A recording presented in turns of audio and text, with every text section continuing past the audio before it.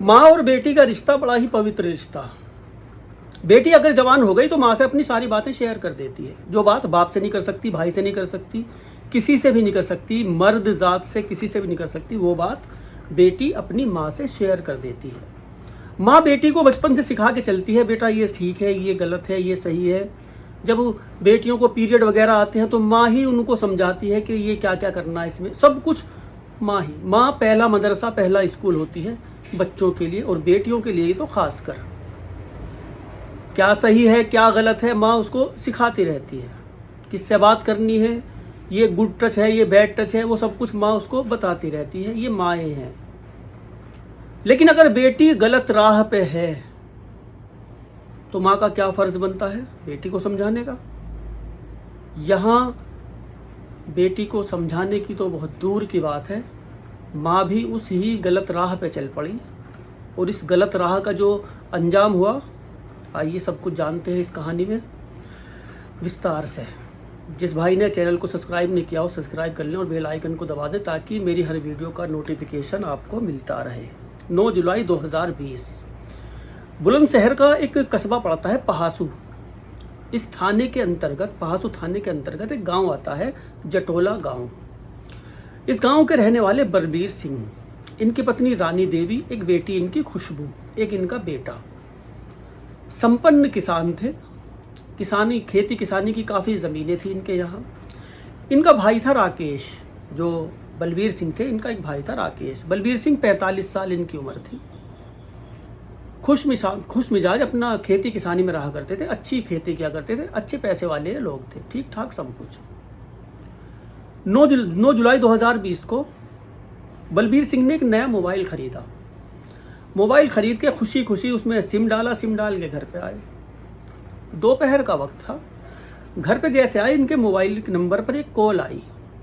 इन्होंने वो फ़ोन सुना।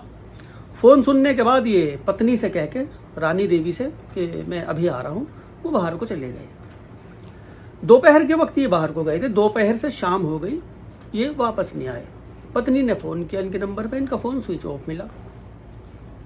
इनका जो भाई था राकेश, इन भाइयों में बड़ी मोहब्बत थी, ये एक दूसरे भाई का बड़ा साथ देते थे।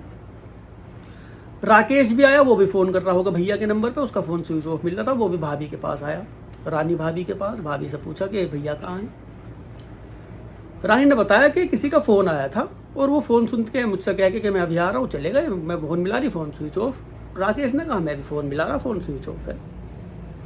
अब धीरे धीरे रात होने लगी, लेकिन बलबीर का मोबाइल नहीं खुला, स्विच ऑफ। परेशान ये लोग। अब ये परेशान हुए, इनको ढूंढना शुरू किया इन्होंने। रानी टकटकी लगा के दरवाजे में बैठी हुई, कोई आहट हो तो लगता है कि शायद बलबीर आ गया, लेकिन बलबीर कहाँ आया, वो तो फ़ोन स्विच ऑफ करके बैठा हुआ कहीं, परेशान। भैया ढूंढ निकल गया।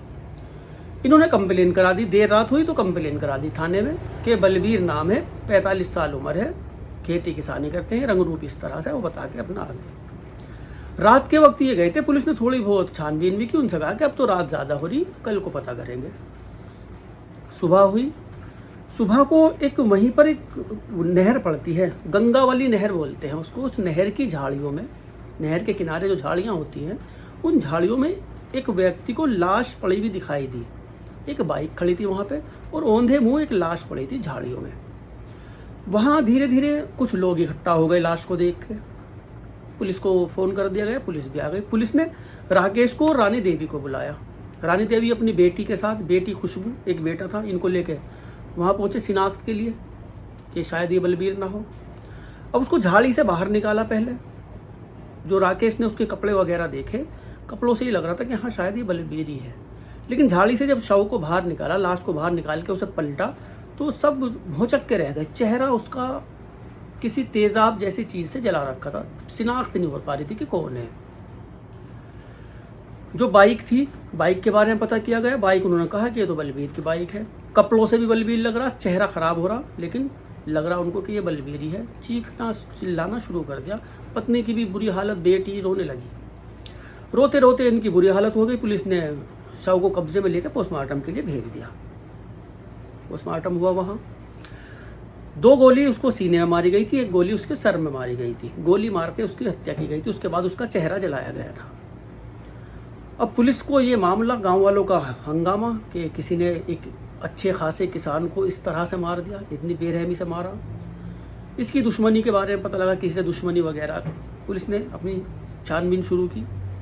किसी से कोई दुश्मनी नहीं, अपना खेती किसानी करता था अपने भैया के साथ, अपने बेटे के साथ, बस यही इसका काम था। घर से खेत, खेत से घर, या फिर मंडी वंडी, आड़त वाड़त पे जहाँ पे खेती का जो सामान जाता है वो ही। अब पुलिस को कोई सुराग नहीं मिल रहा, पुलिस वाले भी परेशान। एक मुखबिर से पुलिस को सूचना मिली कि बलवीर की जो बेटी है खुशबू, उसका किसी लड़के से कई साल से अफेयर है। पुलिस ने अपनी जांच इस तरफ मोड़ दी कि कहीं ना कहीं लव अफेयर के चक्कर में बलबीर का मर्डर हुआ होगा। अब बलबीर का मोबाइल नंबर मिल गया पुलिस को। बलबीर के मोबाइल नंबर की कॉल डिटेल निकाली गई। कॉल डिटेल से ही पता लग सकता था कि किसने इसको आखिरी बार फ़ोन किया। कॉल डिटेल से पता लगा कि हेमंत नाम के एक लड़के ने उसको फ़ोन किया था। हेमंत नाम था उसको, लास्ट कॉल जो थी उसकी थी। पुलिस ने हेमंत की कॉल डिटेल निकाली। हेमंत के नंबर पे खुशबू का नंबर, खुशबू की माँ जो रानी देवी थी उसका नंबर, और बार बार वो एक्टिव है, बार बार इनकी बातें हो रही हैं। पुलिस को ये दिखाई दिया। पुलिस को पक्का शक हो गया कि इन लोगों का इसमें काम है। बार बार इस लड़के से बात कर रही है। ये भी जटोला गांव का ही रहने वाला था हेमंत। सर्विलांस पे इनका नंबर लगा दिया गया। सर्विलांस पे जब इनका नंबर लगाया, पुलिस इनकी बातें, अभी इनको गिरफ्तार नहीं किया, बस इनकी बातें सुननी शुरू की कि कोई पुख्ता सबूत मिले। पुख्ता सबूत में पता लगा, पुलिस इनकी बातें सुन रही थी, वो उधर से अपना, जिस वक्त ये मर्डर हुआ, जिस वक्त पोस्टमार्टम में रिपोर्ट में आया कि इस वक्त में इसको मारा गया, उससे पहले भी हेमंत और खुशबू की बात हुई थी।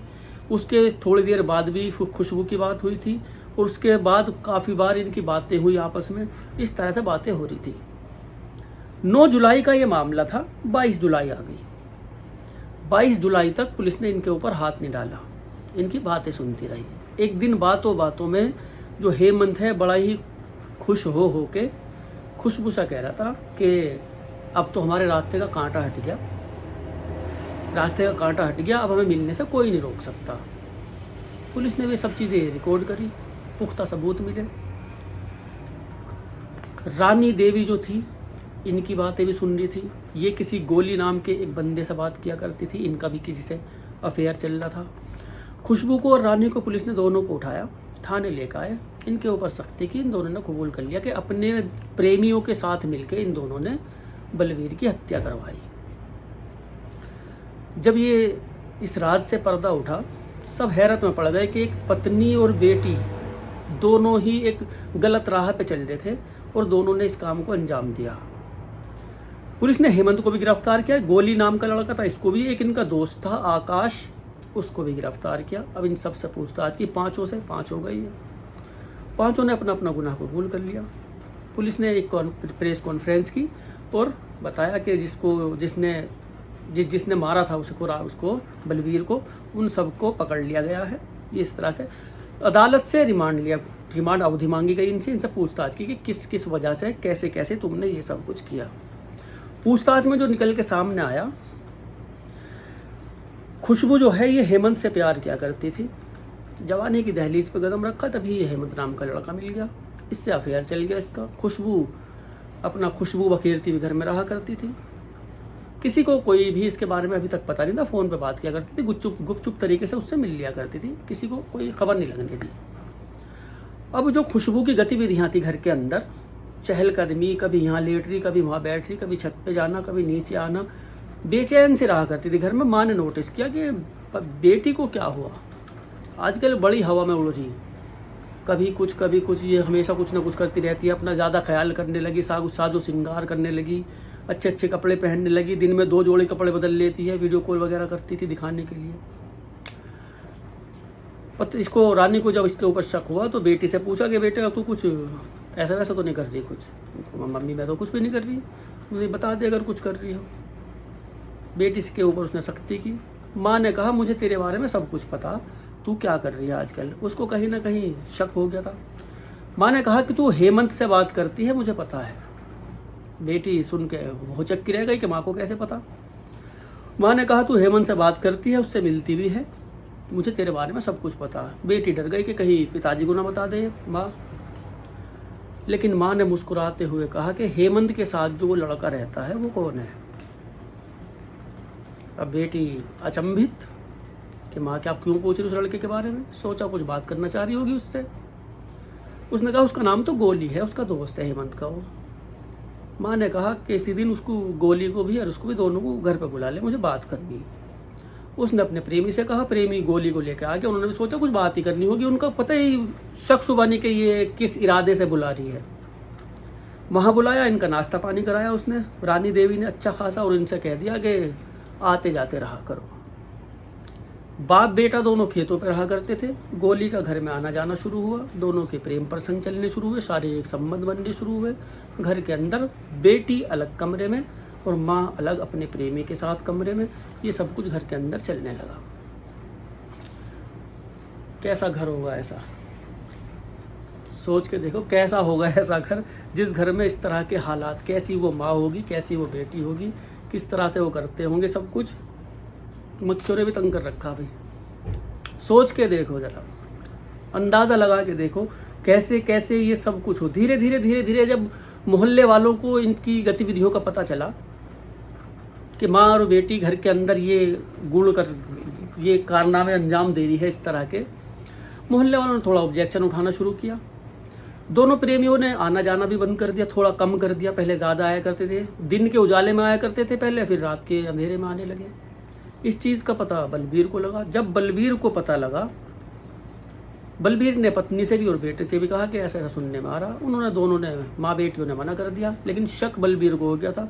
एक दिन बेटा भी और बलबीर भी, बलबीर का बेटा, दोनों खेतों पे जाते थे।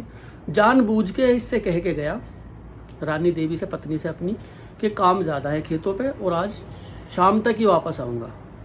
जानबूझ के कह के गया, खेत पे चला गया अपने। इन्होंने प्रेमियों को बुला लिया दोनों को। वो दोपहर को घर वापस आ गया बलबीर। उसने दरवाज़ा खटखटाया, दरवाज़ा अंदर से बंद था। खुशबू ने दरवाज़ा खोला, दरवाज़ा खोलते खुशबू को करा एक तरफ। वो जो अंदर गया, उन्होंने देखा दोनों प्रेमी सामने कुर्सी पे बैठे। दोनों ने मुंडी लटकाई, उन्होंने दोनों चुपचाप निकल गए। घर में महाभारत शुरू। पत्नी को भी जलील किया, बेटी को भी जलील किया कि तुम्हारे पास किस चीज़ की कमी है ये बता दो। तुम जो इन कारनामों को अंजाम दे रही हो, दुनिया समाज में सारे गांव में मेरी बेइज्जती करवा रखी है, तुम्हें कमी किस चीज़ की। बड़ा किसान था, बड़ी ज़मीन थी, बड़ी अच्छी खेती हुआ करती थी, सब कुछ था इनके पास, सब कुछ। बस उसका ये कहना था तुम्हें किस चीज़ की कमी है जो तुम गांव समाज में मेरी बदनामी करवा रहे हो। अब आए दिन घर में कलेश होना शुरू, लड़ाई झगड़े शुरू। इन लड़ाई झगड़ों से तंग आके दिन कुछ ज़्यादा गुजर गए। मिलना चिलना प्रेमियों का हो रहा नहीं था। दोनों ने, माँ बेटियों ने और उन प्रेमियों ने मिलकर एक साजिश रची, क्यों ना बलबीर को रास्ते से हटा दिया जाए। जिस दिन इसका मर्डर किया था इन्होंने, सोचो यार, एक पत्नी जो उसकी अर्धांगिनी है, जीवन भर की साथी है, एक बेटी जो बाप के लिए न जाने बाप क्या होता है, बेटी के लिए मर जाती हैं बेटियां। उस बेटी ने और उस माँ ने एक षड्यंत्र रचा कि इसको रास्ते से हटाया जाए, लेकिन कैसे। उन्होंने तमंचे वमंचे खरीद रखे थे। उन्होंने बता दिया कि एक बार यहाँ भेज दो, बस हम कर देंगे काम अपने आप, और लाश को ऐसी जगह फेंक देंगे कोई शिनाख्त भी नहीं कर पाएगा। जिस दिन बलबीर घर पे आया, हेमंत को इसकी माँ ने फ़ोन किया कि शिकार घर पे आ गया। आने के बाद उसने कहा कि तुम किसी भी तरह से इसको बाहर भेजो, घर से बाहर। हेमंत ने उस बलबीर के नंबर पर फ़ोन किया। नया नंबर था। बलबीर से उसने कहा कि मुझे तुमसे बहुत ज़रूरी बात करनी है, तुम ज़रा बाज़ार में आ जाओ। हेमंत ने पत्नी से कहा कि मैं अभी आ रहा हूँ, कह के वो चला गया। वहाँ ये तीनों लोग मिले, हेमंत, गोली और वो आकाश। तीनों ने इससे बातें की। बात करते करते इसने तो पहचान लिया था बलबीर ने। इन्होंने माफ़िया मांगी कि गलती हो गई, हम लोग उनसे मिलने जाते, ये सब कुछ हमें माफ़ कर दो, आइंदा इस तरह की अब गलती नहीं होने की।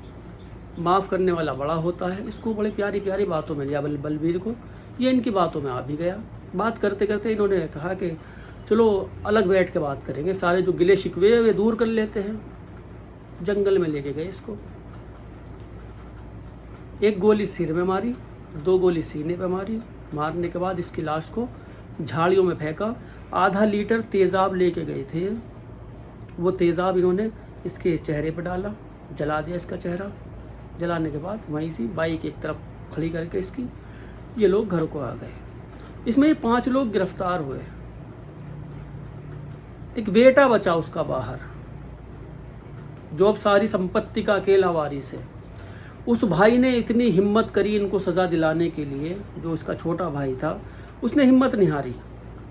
सबसे पहले उसी ही ने अपनी भाभी के ऊपर शक जताया था, बाद में एक मुखबिर ने बताया था, तभी पुलिस इनके पीछे लगी थी। और पुलिस चाहे तो हर केस को सोल्व कर सकती है, खोल सकती है। जब पुलिस अपनी पे आती ना, खोल देती है सब। ऐसा ही इस केस में हुआ। बड़ी थू थू हुई दुनिया समाज में इस केस के बारे में। माँ और बेटी के इस तरह अवैध संबंध चल रहे और दोनों ने मिल के अपने पति को, अपने बाप को ही मरवा दिया। ये हो रहा है जी दुनिया में। खुश रहो, आबाद रहो, अपना और अपनों का ख्याल रखो। बहन बेटियां कहाँ हैं, क्यों हैं, कैसे हैं, बहन बेटी बीवी कहाँ को कैसे कैसे किस वक्त कहाँ जा रही, ओछे भले टाइम इधर उधर कैसे वैसे टाइम कहीं बाहर ना हो, ये हमारा ही काम है। समझ सकते हो आप लोग मैं क्या कह रहा हूँ। ज़माना बेहद ख़राब है। जब से मोबाइल का दौर आया है, इस मोबाइल ने न जाने कितने घरों को तबाह कर दिया, न जाने कितने घरों को उजाड़ दिया। कोई इंसान कहाँ बैठा, कोई इंसान कहाँ बैठा, संपर्क हो गए, वो वहाँ आ गया मिलने, ये यहाँ से चली गई मिलने, हमें पता भी नहीं हमारे घरों में क्या क्या हो रहे। तो ये ध्यान रखने वाली चीज़ें हैं। अपनी इज़्ज़त की हिफाजत हमें खुद ही करनी पड़ेगी। मिलते हैं अगली कहानी में। दुआओं में याद रखना।